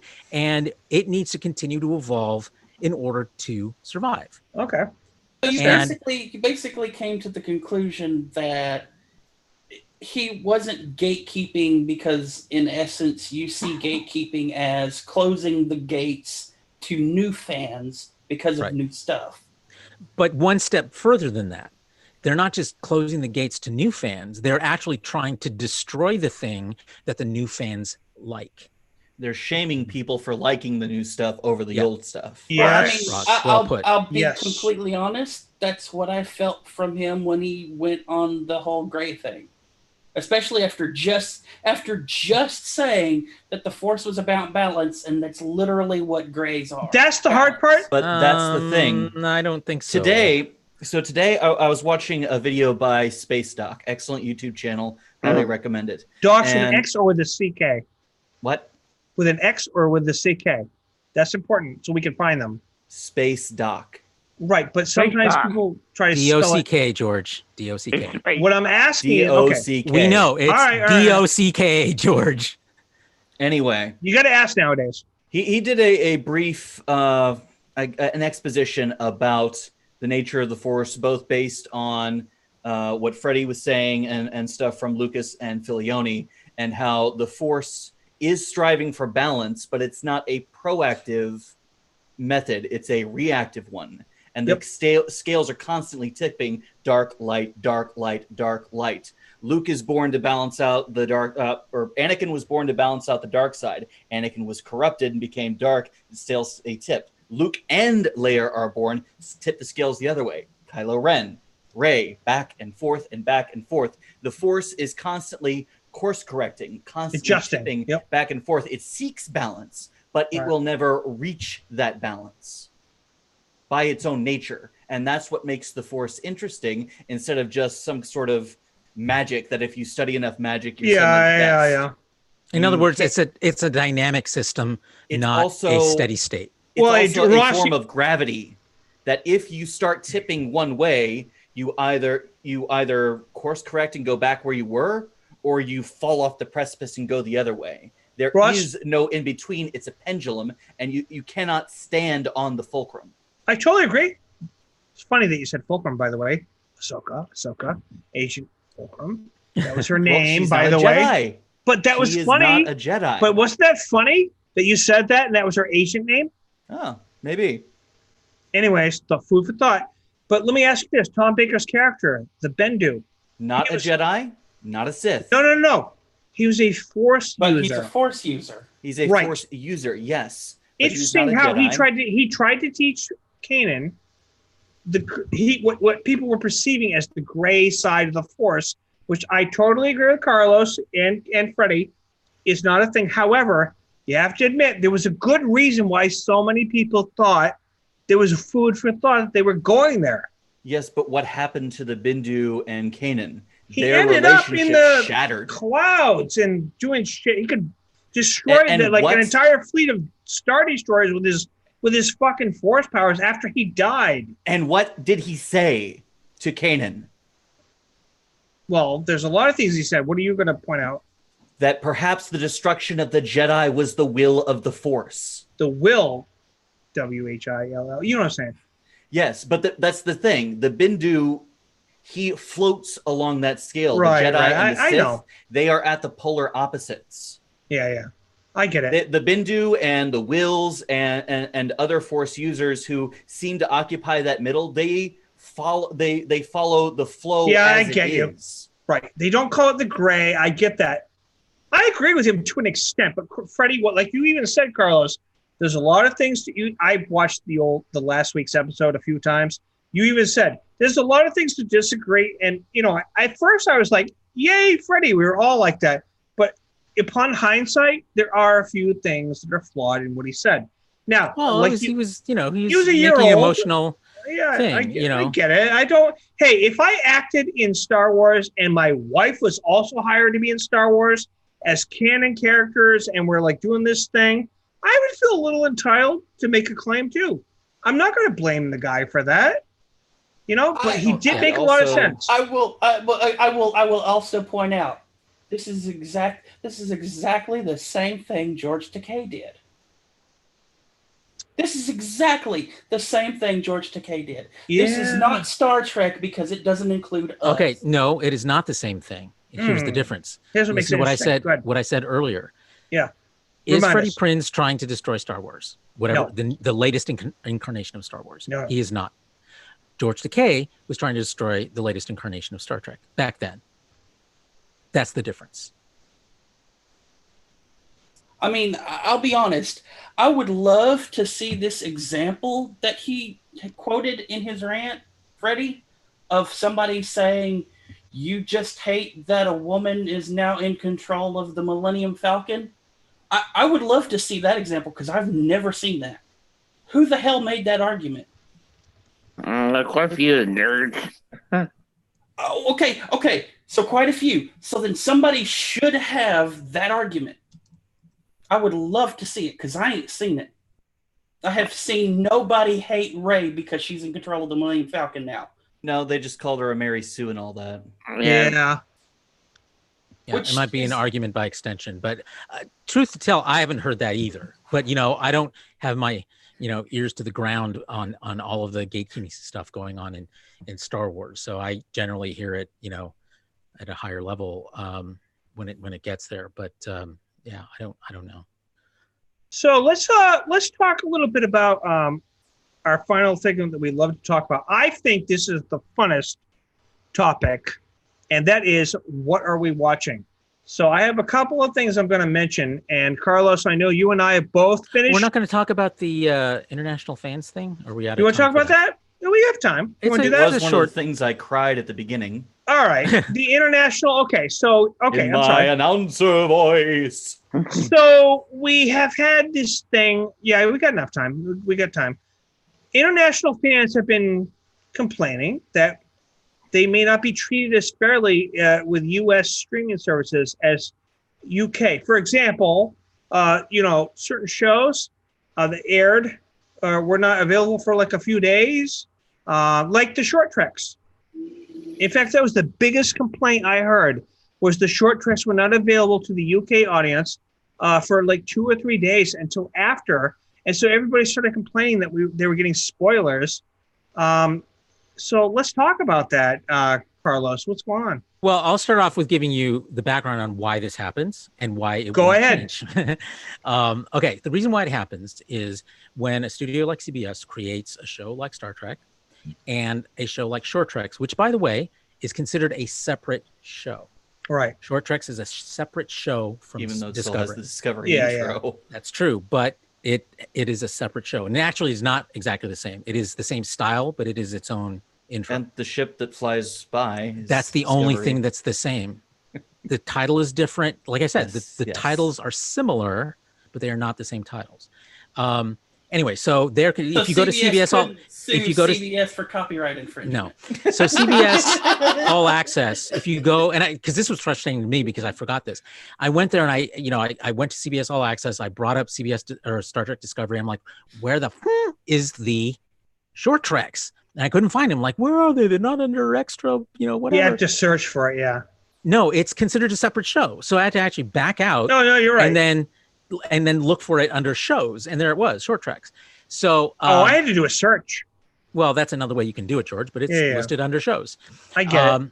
Okay, so that means it's a separate show. So Yeah. CBS has already, so when you create a show like Discovery or like Short Treks, you obviously want to make your money back on it. And so one of the ways to do that is to sell the rights internationally to it. Because CBS is not an international network. It doesn't have its own international platform like, say, Netflix does. So what they do is they license the show to TV networks around the world, or in the case of Discovery, to Netflix, which does have an international platform. And so everything that was made as Discovery was easily accessible on Netflix internationally. The Short Treks, and this happened with the first round of Short Treks as well, because it was a separate show, there was not a license agreement with anybody, including Netflix, for those short films. And and again, I don't know the behind the scenes negotiations around this have never become public, but because they eventually did show up on Netflix, and it was like weeks, maybe even a couple of months later. The thought being that they had to negotiate a separate license for short treks. And that's why you had a delay. Because remember, CBS's number one goal domestically with CBS All Access is CBS All Access. It's building CBS All Access. Yeah, fair enough. So they're not going to wait to release on international negotiations. It just doesn't make sense. They need to keep, attract and retain subscribers. So holding back content, really popular content like the short treks, is not in their economic interest to do. Right. So obviously they send out feelers to Netflix and other, Amazon Prime, like they did with Picard, saying, we have this on offer. Do you want it? And so then they have to haggle on price and blah, blah. All that takes time. And that's the time that it takes between, when it's released in the US and you see it released internationally. Now, doing it to Netflix is great, or to Amazon Prime, as we're going to see with Star Trek Picard, is great because you handle it in one fell swoop, as opposed to traditionally what you had to do was negotiate with each country individually, whether it was the UK, Spain, or networks that covered a number of countries all at once. You had to, and believe me, I've lived through this because I've had to license internationally 3 feature films, and it's a lot of work to negotiate all these, and you obviously are trying to make as much money as you can. There was a hole in your last apartment from where your head went. Yeah, exactly. So I've lived through this from the other side, and so I do feel for folks outside of the US but it's not because someone is trying to keep you from seeing it. They're not sitting in their corporate castle. They're not being CBS insidious and going, how can we make the people in the UK wait another 3 weeks before they see the short trek? It's not the way the business is done. It's not the way. Now, maybe that'll change. There's a lot that we're seeing change in the way that licensing works and because of streaming platforms, how easily things can move, internationally, and maybe that will change. And people agitating for change, that's a great thing, because maybe that will be one of the incentives that will essentially, make people change. But at this point, it doesn't help for you to complain to CBS, because CBS has no way of giving it to you. They do not own any streaming platform or broadcast networks outside of the US. Well, they do in Australia, but apart from that, not broadly internationally like Netflix does. So they even if they wanted to give it to you, they couldn't. It's kind of ironic that you said that, Carlos. What? Because they're the ones complaining the most as far as my friends feed, Australians. I'm just saying. Really? Yeah. That's the ones I'm hearing from the most. Yeah. So I don't know. The agreements are all just weird, It's just because what happened was CBS didn't start its own network there. What they did was buy an existing network, right, in Australia, and there is likely some set of complex contract clauses around how content created in the U.S. is shared with. We talked after last episode when sorry if my mic is out down here, but we talked last week, right? And I had at least 4 friends from Australia comment within Super Geeks and elsewhere, including privately, and they said, we're still not getting it. So I don't know what's going on with you Americans, but you guys, we're getting spoiled because everybody's talking about the triple thing, and we're not actually seeing it yet, and we're kind of complaining. The UK, I don't know about the UK, but it was mostly the Australians. I'm just saying. Yeah, well, because they know that CBS owns a network there. But here's the thing to remember is CBS owns a broadcast network there. Right. Short treks are made for streaming platform. It does not own a streaming platform in Australia. It's separate. I understand that, yeah. So 15-minute things is you don't have 15-minute time slots on Australian television. You have 30 minutes or 60 minutes or longer, but you don't have 15-minute slots. Woody in our chat has said that they bought Channel 10 in Australia. Yeah, that's the one. That's one Matt But ask them when they started seeing the short tracks without having to pirate and all this. It eventually came to Australia in The first round did, but I think it was at least a couple of months after they were released in the U.S. It's and like a video game. But isn't this part of the argument? Are they being shortchanged? That was the whole point of the conversation. You know what I mean? Okay, well, there's no way that presumes that there was a deal that they should have gotten it at the same time. Yeah, There I wasn't. know. There's no pre-existing deal for that. So no, you're not being shortchanged. You are the victims of a system that is not set up for broad, instantaneous international distribution. How long do you think it'll take for this all to sort of even out? You know what I'm saying? Years. Well, I It think probably won't. no, I think it probably Of course will. it will. It's just, yeah, of course it will. If there's money to be made, people will do it. Yeah. But what's It's new. What's It's- changing is the leverage point that Right. that people have on either side. So, for example, we saw this week the announcement that Channel 4 in the UK, an independent network, is licensing the first 2 seasons or just the first season of Star Trek Discovery. Yeah, I think it's just the first 2 seasons. Anyway, for broadcast television in the UK, which is this is the first time that Discovery has been shown anywhere in the world on broadcast television, except for the pilot on CBS when it first premiered in 2017. So, so that's a big deal. Now, remember, Netflix has the streaming rights to The Star Trek argument was, Discovery did they choose in not UK. to? Yeah. No, what they did is, it's not, apparently it's non-exclusive. So, They don't like that, I guess. yeah, well, because Netflix doesn't see itself as competing with broadcast networks. It sees itself as competing with other streaming platforms. Now, maybe 5-10 years ago, in Netflix's early years, they might have looked at that as more of a I suppose I competition. can get that.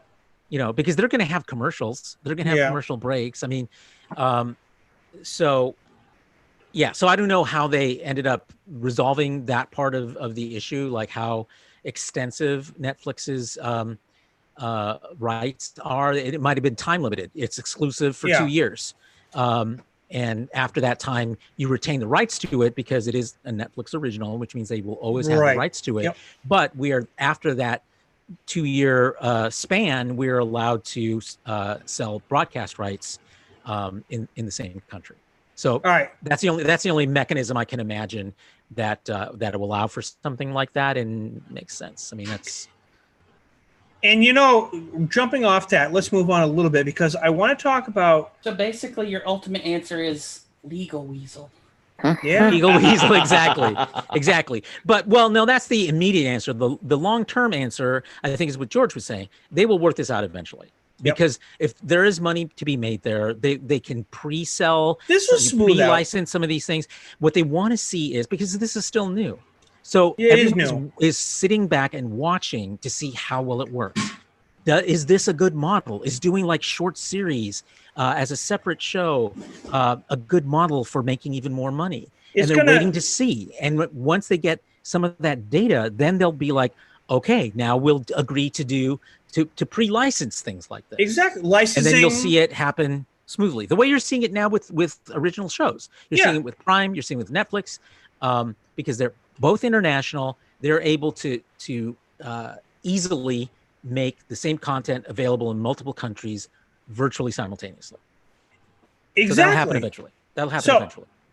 Exactly. And it boils down to, in my opinion, of course, I don't know for sure, we have a lot of things coming, like Amazon's got Lord of the Rings and like all these other things. It's about licensing deals. They're going to package stuff. So when we get to, let's now do what are we watching? And the thing I want to start with is Carlos and me and you. And I think Justin, I don't know. Yeah. There we go, baby. I like the graphic, Justin. Thanks. So me and Sean, not me and Sean. Oh, him too. I think. But me and Carlos, at least, have finished Raising Dion. And I posted about this a lot. Okay?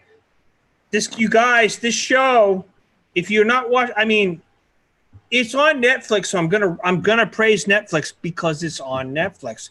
If the show was on Amazon, I'd say watch Amazon. I'm just saying the show itself is awesome. And Carlos, I know that you finished it. And right behind you, I finished it, and we had only seen like half the season, I think, by the time we talked about it last week. Yeah, when we were talking about it last week, I still had 2 episodes to go. I've got which I finished watching right after we finished the show. And last week. Here's the thing. The show is so good. I made my girlfriend's, I didn't make her, I asked her, but she started watching it with me. We made a ritual out of it. She started watching it. She's on the 3rd episode with me, and she's totally in love with the character, the show. And it's so, I mean, and I'm reappreciating it because of that. But Carlos, your first thoughts finishing Raising Dion and what you're thinking. Well, I think one of the great strengths of this show is that it is a very grounded show. It's about family. It's about, people in real neighborhoods that you get a sense of what that neighborhood is like. You get a good sense of what the school is like. They've got very realistic characters. Esperanza, who's the wheelchair-bound character, is just a fantastic character. She's so good in the show. She saves the day more than once in that show, which I think is awesome. The only reason why I keep saying how much I love her is because I have a daughter, and like when I watched her and I found out about her in real life, it just kind of clicked.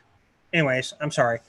It's just one of those things. Yeah, no, I mean, it's that's the kind of thing that connects and resonates with an audience, and obviously it did with you, did with me, and a lot of other people. So I love that aspect about it. Is that it's very realistic, even though it's about a very supernatural kind of thing, right?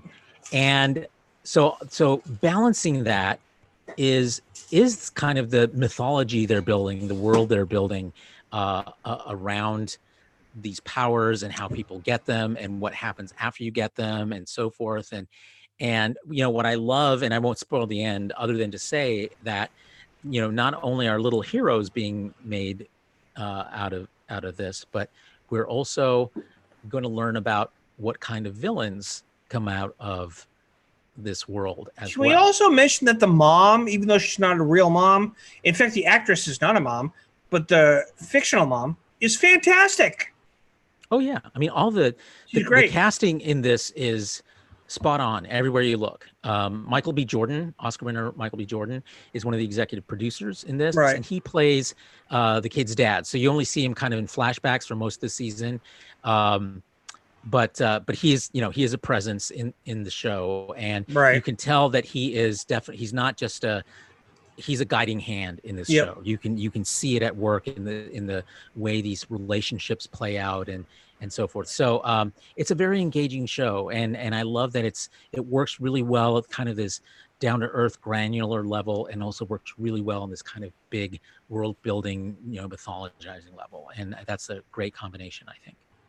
Yeah, I made sure I wanted to make sure that we had time to talk about some of the things, because whenever we do these topics about what are we watching, I think it's like mini topics in a way, because we're watching these shows, all of us, and we're talking about them. And I mean, hang on, I'm trying to bring up. Okay, so Ross and I, for example, have been watching Titans, right, Ross? Yeah. And I don't know, I didn't talk about this last week, but I want to mention really briefly, and I'll let Ross kind of roll off this. They handled Superboy. Now, anybody that's a fan of Titans, as well as what's that other show, Ross? Cartoon? Teen Titans Go? No, the did you know they're doing a Teen Titans Go versus Teen Titans? Yes. Yeah. Young That Justice. was right after Teen Titans Go to the movies. Yeah, sorry. I meant Young Justice. Sorry. If you guys are fans, because I used to work at a Pizza Hut, and everybody I worked with was like fanatical. It was weird, kind of actually. But if you watch Young Justice, if you watch Titans, the last 2 episodes, you meet Connor, their version of Connor in Crypto. Connor can't. Yep. Unbelievable, the actor they picked. He's perfect. Oh, yeah. And they handle it in a way that they never did in the cartoon or the comics, where he has the brain of a 2-year-old, with the body of a. Well, that's the way they express it. You know what I'm talking about. He's able to fully communicate. He's able to speak. He just doesn't have a lot of world experience. Yes. He's But, a newborn to the world. Oh my but he God, has fully though. functioning language and motor skills. Yeah, and seriously, this is a perfect interpretation. The only other interpretation He's also a genius. Yes. The only other interpretation we've had of Connor Kent, aka Superboy, has been on Smallville, and at the very end he pulled open his shirt and he had the t-shirt. But I'm sorry, the way they handle it in Titans is perfect. And I watched today's episode, which is called Bruce Wayne, and I'm watching it and I'm like, oh my God, can they get this show any more right? Ross, I'm going to let you kind of jump off that. What do you think? Talk about Titans. This episode and the one before, Connor Kent. What did you think? Well, I'm behind an episode, so I haven't seen the latest one yet. Oh, but the Connor Kent, the way they let into it, it was kind of frustrating at first because the episode before left off with Jason Todd plummeting to his death after Deathstroke pretty much threw him out of a window. Which turned out to be a false thing, right? But that's what Spoilers, I was getting George. to, George. No, that thing. Spoilers, George. It's not a That is spoiler. a spoiler. That is a spoiler. Anyway. I haven't seen it, so I know it's a spoiler. No. It has to do with that thing that they tried to. It's still a spoiler. You know what I'm talking about. I know what you're talking. You're talking about the poll. The fake poll. Oh, all right. So I'm sorry, guys. It's a spoiler. Anyways. So they left us with this gut-wrenching cliffhanger, and then suddenly we're in this origin story of a brand new character that we saw a clip of at the end of season 1, which I've already expressed my distaste for because of how it was set up. So here we have this teaser finally come to life 4 episodes into season 2, and I was a little. It set me off at first. I didn't like. They did the same thing in season 1. They waited forever to bring in some of the other Titans, and it's like, wait, Carlos, I'm confused. Wait, but they didn't tease them at first. Hold on, Superboy at the end. No, they teased him. You knew Starfire was going to be there. You knew. No, I'm confused now. Have you watched? You said you were going to watch it. Have you watched? I have not watched them yet, but I've been watching. All right, track I'm of the just show, checking. so I know when people show up. All right. I just haven't watched it. I plan on it. I plan on it. Okay. I've got a comparison, Ross. I've got a comparison for you. You ready for this? Lay it on me. It's like having Locutus show up at those last seconds of that Next Generation episode, right? And then Yes. the next we had season, to wait minute. months. Wait a minute. Wait let her finish. The next season, the opening of the next season isn't the end of that story. It is brothers. And then you finish the story. Oh, man. Thank you, son. That's exactly what how my feelings are. Don't give her hope. So, but that said, once I got over my uneasiness, I actually really liked the episode. Yeah. And I am going to spoil one thing here. I like what they did with the character for this world, how he's a hybrid of Superman and Lex Luthor. Well, that's from the comics, dude. Yeah, that's from the comics. Yeah. Okay. I'm not as big into the comics in the past. Well, you should be. Yeah. Well, it's something that they came up with just after Crisis on Infinite Earths. And I'm glad that they actually led into that and didn't make us wait, because a lot of people said that's cool that they didn't make us drag that out. So it was after it added Superman. a lot of interesting character moments. Yes, you're right. He had those moments of savants where he knew things that he didn't know that he knew. Right, and right. He was remembering that shit. happens to me all the time. And the trip to the farmhouse was very enlightening. And it turned out he went to the wrong farmhouse. And that I won't spoil. I wasn't going to spoil that he went to the wrong one, but thank you, George. Come on. And then they resolved it by tying things up with the episode before, and then he got shot. All right. But well, yeah, they're doing really good with the series. I'm enjoying it. Yeah. Yeah, I'm looking forward to it. I'm just about to finish this project I've been working on for months, and now that it's just about done, I will be diving into Titans. You are now with both feet. Required to go into Titans. Yeah. So and you watched the show get canceled. Go ahead. as for what else I've been watching, I started watching Insatiable on Netflix. That is a very twisted show, let me tell you. So you probably heard a little bit about it from its controversy when it was first announced. Nope. The main character was originally an obese 18-year-old who was struggling through high school for being teased and bullied for her weight. Well, one night after a particularly emotionally draining incident, a hobo tries to steal something she's eating. She punches him in the face. He punches her and breaks her jaw for 4 months. Being on a liquid diet, she comes out skinny, and a disgraced beauty pageant coach / lawyer gets the case that the hobo filed against her thrown out, and then gets her on the path of a beauty queen. There is indeed a lot of fat shaming in the show. Shit. Yeah. There is indeed a lot of fat shaming in the show, but it's all comedically done and mostly disparaging towards the main characters. But the key thing about the show is that none of these characters are nice people. Nor are any of these characters particularly good people. None of us are either. Especially the main character, who after getting her taste of winning, decides that she's ready to go on a killing spree. Oh, son. You lost me there. That's son. Well, not necessarily a killing spree, but she does want to get revenge on everyone who's ever hurt her. And now that she has tasted victory, and now that she's hot, she feels like that she can do it. Oh, well. All right. Just give it a try. It doesn't take itself too seriously. It doesn't get It's not a Ryan Murphy show, is it? But holy... Oh, what? Ryan Murphy. I don't know what that is. He's a producer. He did Glee. He does a lot of these shows that are sort of internally ridiculous. Campy. But he does American Horror Story. Okay. Sort of, yeah, campy. It's a really dark and twisted show, but it's got a lot of laughs that I didn't expect. All right. Well, so we have like a 12-minute window for my ideal time. Son, what are you watching? Absolutely nothing. Moving on. Carlos, I've actually been playing Fallout New Vegas and Fallout 4 more than I like outstanding. Yes, I've been watching. I've been playing one of those. New Vegas. We'll talk about that in a gaming segment next time. Carlos, what are you watching?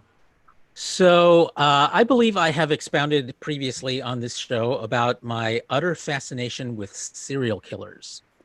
Yes. Porn. And Fox has a new series out that just premiered a couple of weeks ago called Prodigal Son. And it is about the son of a serial killer, one of the worst serial killers and who he's the one who turned in his dad when he was like 7. All right. And he's, as you can imagine, sort of completely mentally broken, but he's also brilliant, just like his father was. He becomes an FBI agent and tracks down killers because he can kind of figure out how they think because of his father. And he gets thrown out of the FBI because even though he saves the day, he's too impulsive and, he follows his instincts too much for their thing. So he gets fired and he goes back to New York where he grew up. And so he now starts working as a consultant to the NYPD, helping them track down serial killers. And it's a fascinating, and he ends up consulting with his father, who's very sort of Hannibal Lecter-like. I mean, the characters aren't the same, but it's the same sort of setup where because he's so brilliant and so smart, he still works as a doctor because he's the only one in the world who can do some of the things they can do. Right. And so he has to Justin. I'm sorry. I'm sorry. You're explaining all of this, Carlos, and the only thing I can think of is it's the serial killer version of Monk. Yes. OCD meets sociopath. Oh. So, so you also meet his the rest of his family, his younger sister, who really didn't know the dad very well because she was only 3, and then his mom, who is brilliantly played by, I'm blanking on her name, but she played the wife of the president in Scandal, in the first few, seasons of Scandal. I haven't watched that. So I don't And know. she was brilliant on that. She's brilliant in this. She's sort of a know-it-all. You know, she's trying to reestablish her place in, you know, in high society in New York, given the fact that, you know, her husband is a serial killer. Right. You know, she's very protective of her son. I mean, he's so like really whacked out. When he goes to sleep, he has to like chain himself up because his nightmares are so violent. He has to wear like a tooth guard because his nightmares are so violent that he would hurt himself. So it's intense, but it's pretty fun. And he has this really funny sort of flirting relationship with the coroner, who's played by what is her name? She was the if any of you are Gilmore Girls fans, she was Rory Gilmore's Asian friend, who is hilarious. Oh and funny. yeah, I don't. Yeah, she's grown up now and still hilarious, and she's great. She's like totally smitten with him, and it's just adorable. I just love Gilmore Girls. Oh, by the serial way. killers, yay! So I've been watching that. It's about 3 or 4 episodes in. You can watch it on Hulu and binge to catch up. So I've been watching that. So I have also, on the other end of the scale from serial killers, I'm a huge fan of teenage romance stories. And so there's this new one on Hulu. It's a mini series called Looking for Alaska that when I first looked at it was like, this looks really dumb. And then it turns out that it's based on a book by the guy. Was it because you couldn't find Alaska? No, I actually thought it was going to be about Alaska, but no. Okay. One of the characters is named Alaska, and its first 10 minutes are not particularly gripping, but after that, it gets really gripping. I'm about 6 episodes in, and it's a lot of fun. It's made by the same people who did The OC and you know, those like late 90s, early 2000s kind of like the really CW edgy type people. Yeah, but not as, you know, more like Fox. But yeah, I mean, they were the ones, and it's excuse me, it's set in 2005, so no smartphones. So, and you realize that this story would not work with smartphones. And by the way, guys, I watched Riverdale with I watched on your recommendation. I watched the let's take like at least 2 minutes to talk about the Luke Perry funeral thing. If you saw it, I mean, what'd you think? I did. I saw it. I cried. I did too. I think the one that really got me was when they were driving back into Riverdale in the hearse with the body. Oh, yeah, with the police escort? Yeah, that part by itself was the big deal. What was the big deal was that when they drove back into town, what's her name? Cheryl Blossom? Cheryl Blossom, yeah. Yeah, she sets up this whole thing where like it was 4th of July, and instead of doing the parade, they instead had everyone welcome me back home. You know, for the funeral and stuff. And it was really touching. I didn't expect it. Was.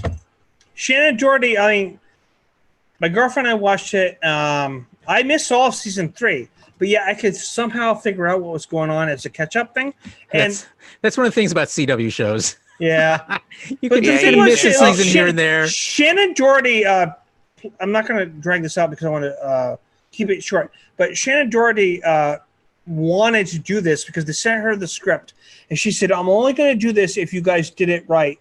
Because she was so concerned about the tribute to her best friend, which was Luke Perry. And when she saw the script, she said, I'm all in. She talks about this on the Today Show, on The View, and on The Talk, and all these other shows. And I'm telling you, if you watch it, you don't even have to ever have seen. Here's the great thing about this episode. It transcends the character of Archie's father, Fred Rogers, and goes into who Luke Perry is as a person because of Shannon's presence in the episode. That's my opinion. I don't know if you guys agree, but well, I thought she was great in it. It wasn't a huge part, but it was a significant part though. Yeah, it was a linchpin really for it. Speaking of CW shows, weren't we going to talk about Batwoman or something this week? No, not yet. Okay. There's not enough to really say there's more to chew on. I have to catch up on all of the crisis related stuff. They're laying a lot of groundwork right now, so I need to catch up. And real quick, the CW shows, every episode this week has had an episode where, now those of us that know the story behind Crisis on Infinite Earths, the Anti-Monitor, every episode, including Arrow, has had a scene where the Anti-Monitor he does something. You don't know who he is yet, but they revealed his picture. I'm not going to pull it up right now, but he destroys this and he destroys that, and it's huge. They're building up to this. Now, Carlos, you know who Anti-Monitor is. I know who Anti-Monitor is, and I'll tell you what. The only problem I have with it is they make him look a lot like Thanos. That's my only problem with it, because it's almost like, geez. He doesn't look exactly like he did in the comics. He does. That did not occur to me when I saw that picture. It kind of looks like Thanos if you look at him. Hold on, let me see if I can find it. Hurry up, because I'm trying to go under 2 hours. We got like 4 minutes. I mean, his face is all crinkly, but he doesn't have He's the purple. scrotum chin. No, I mean, he does not look like Thanos. Well, that's the lighting they used in the EW picture. I'm just saying, like, it's fine. I don't have a problem with it. I'm just saying people are comparing I'll it. share it. You find it? Yeah, I found it. All right. Let's see, which one do I want? I want this one. Oh, here you go. I just found it too. Okay, see it? Not yet. Not yet. Yeah, there he is. There he is. Doesn't he kind of look a little like Thanos? No, he does not. That's If not you guys, Thanos. all right, if you guys don't agree, I mean, that's fine. He looks nothing like Thanos. Yeah, the skin is not the same. The patterns are not the same. He looks good though. The color is the same. He's the same color as Thanos, He but doesn't that's have about the chin sack. yeah, the scrotum chin. That's what I call it. That thing is very distracting to look at in those movies. Yeah. It really is. All right, It's you one of those guys. things you could overlook in the comics, but in the film, it's just like literally in front of your face. Anyone Well, watching the just final CW season of show. Supernatural? Let's not talk about Hell that. no. Let's talk about that next week, or on a sideshow, because I want to keep this under 2 so that people can not have YouTube do the little weird thing that they do after you go over 2 hours. So, yeah. Let's wrap up. And that's the only reason why, is because I want YouTube to crunch it up. So, we have some good topics tonight. And we're going to keep talking about this. There's a lot more coming. I'm excited. There's so much to talk about. So, I'm not going to ask where everybody can be found, because obviously it can be found on Super Geeks and on the YouTube thing. I will link everything. We got Sean, who's not here. We got Carlos, who is here. And he can be found on Axomonitor. And you guys know where he's from. I mean, half of you who are tuning in know who the hell he is, right? And then we got Sun, and she's a cartoon. And then we got Ross. Ross is LLP. He posts stuff. And then you got Justin, who's like pretty much part of here. So I want everybody to know we are YouTube people now. So, Hooray! Yay! all right, you guys, See, didn't let's do this. I told you this would be a good move. Yeah, exactly. It's true. I had to nudge him in the right direction. All right, you guys, Yes.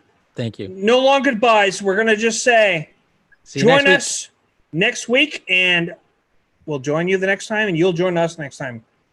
And thank you Y'all for come coming. back now, you hear? Y'all come back now. You hear it? Like Son just said. Live, love, and play every day. Justin, See I you want next you. time. Wheelie Pike. What? Oh, I can't do it right now, but we'll do it next time. Next time. Peace out, people. Peace out, Wheelie Pike.